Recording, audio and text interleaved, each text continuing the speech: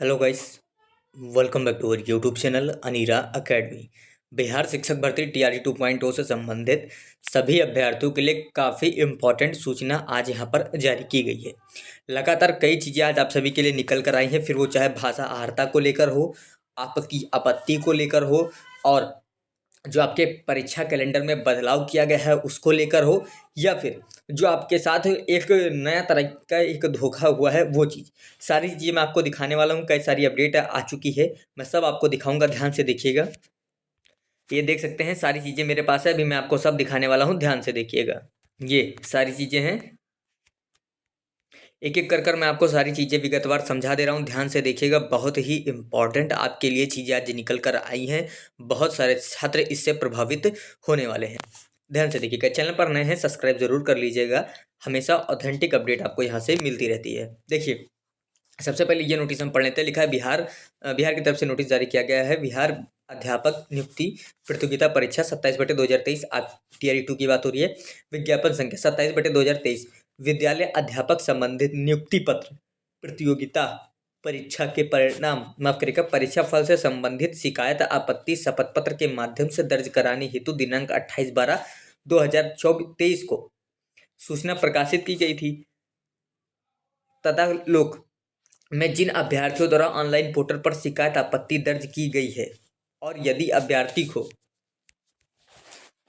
को प्रतीत होता है कि उनके द्वारा दर्ज कराई गई आपत्ति उपयुक्त नहीं है, तो वैसे अभ्यर्थी यदि चाहे तो ऑनलाइन पोर्टल पर प्राप्त यूजर नेम पासवर्ड से पुनः लॉगिन करके दिनांक 6/1/2024 यानी 6 जनवरी से 24 जनवरी तक वापस ले सकते हैं। देखिए, ये चीज़ें बीपीएससी के द्वारा कही गई हैं, आप सभी को पता है। इनके द्वारा एक डेट दी गई थी आपत्ति करने के लिए, यानी अगर आपको कुछ भी कंप्लेन है तो आप वहाँ पर बता सकते हैं कि हाँ मुझे ये समस्या है और इस चीज़ पर काम किया जाए। तो 3 से 13 तारीख की डेट दी गई थी, लेकिन अब जो डेट दी गई है इसी डेट में एक डेट ये भी दे दी गई है कि अगर आपने आपत्ति कर दी है और आपको लगता है ये चीज़ें गलत है, मुझे ये आपत्ति नहीं करनी चाहिए थी, मुझे मेरे पास इसके लिए कोई साक्ष्य नहीं है, तो ऐसे में वो आपत्ति वापस ले सकते हैं।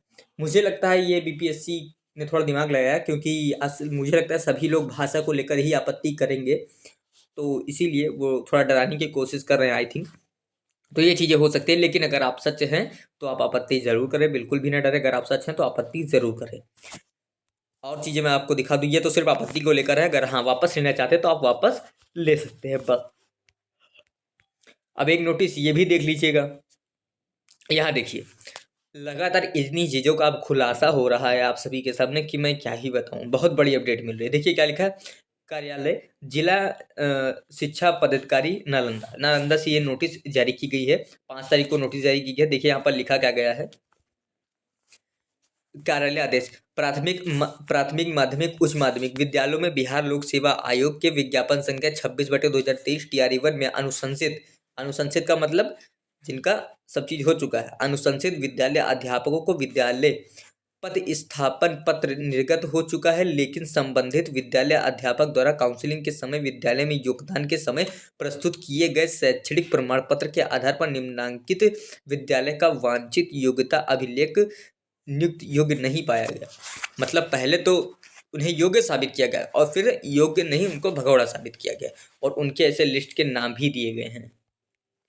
ये देखिए, उनकी सारी डिटेल्स भी दे दी गई है, आप देख सकते हैं स्क्रीन पर। नाम है, रोल नंबर है, कक्षा है, प्रखंड का नाम है, विषय है, सारी चीजें दे दी गई हैं। और ऐसे ये 1 2 3 नहीं है, टोटल 31 लोग ऐसे हैं जो फर्जी पाए जा रहे हैं। अब देखिए, ये मैं सिर्फ आपको दिखाने का एक ही मकसद है ये चीज़। अब आप सोचिए, ये 31 तो गए, इनसे अब कोई लेना देना नहीं, लेकिन अगर इन्हीं 31 के जगह आप लोगों का 31 नाम होता जिनको वाकई नौकरी की ज़रूरत है, तो सही होता कि नहीं सही होता। अब ये 31 इनको लेना देना था नहीं, कुछ सब सीट बर्बाद करके चले गए। अब यही 31 के जगह अगर आप में से कोई छात्र होता जो योग्य होता, पढ़ाना चाहता, एक अच्छा टीचर बनना चाहता, अगर उसको नौकरी मिल गई होती ना, तो ये 31 सीट का अच्छा खासा भरपाई हो जाता। लेकिन ये फर्जी पकड़े गए, इनको भर किया गया, दोबारा फर्जी पकड़ा गया। पहले सारी प्रक्रिया इनकी हो गई, लेकिन बाद में फर्जी माना गया, तब इनको हटाया गया।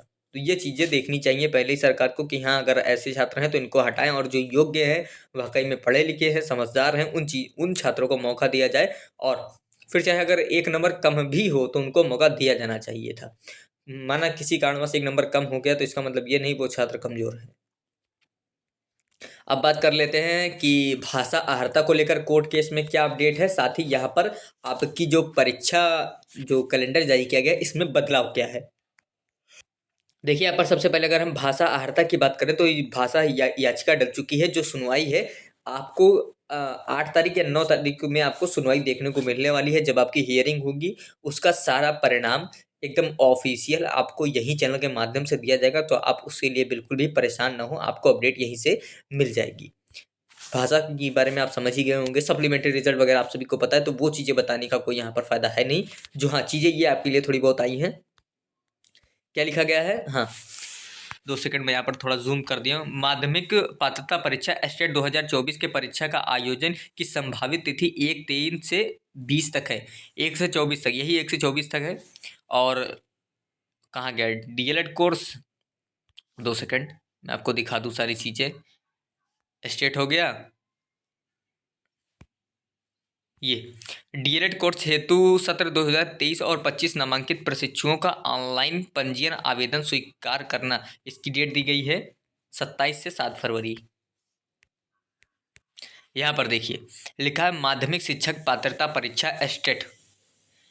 एस्टेट आपका जो के प्रथम आयोजन की संभावित तिथि यहाँ पर देखिए 1/3/2024 से 20/3/2024। और एक चीज़ यहाँ पर थी, मैं हाँ ये देखिए लिखा है, या थोड़ा मैं जूम भी कर दे रहा हूँ बिकॉज थोड़ा धुंधला है, नहीं दिख रहा होगा मैं मानता हूँ, इसलिए जूम किया हूँ। बिहार विशेष विद्यालय अध्यापक पात्रता परीक्षा 2023 उत्तर कुंजी पर आपत्ति प्राप्त करने की संभावित तिथि ये 15/2/2024 से 17/2/2024।